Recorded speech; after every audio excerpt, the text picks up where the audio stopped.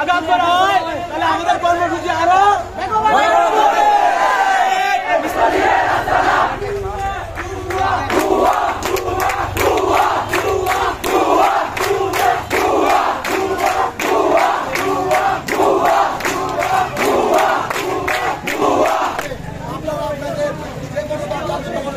আসলে আমি আমার সমাজের উপজেলার সভাপতি কৃতজ্ঞ। তারা আমাদের ভাইরার মানবিক দায়িত্ব এবং মনের যে একটা ভাব আছে এই ভাবদেরকে আমি আসলে ওদেরকে ধন্যবাদ জানি। না নিয়ে পারলাম না, আসলে ওরা খুবই একটি সাহস।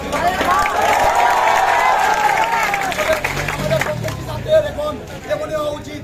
এখন বাংলাদেশের যে সময় চলতেছে, আমরা যদি ছাত্ররা বাংলাদেশের পাশে না দাঁড়াই, আসলে দাঁড়ানোর মতো কেউ নাই।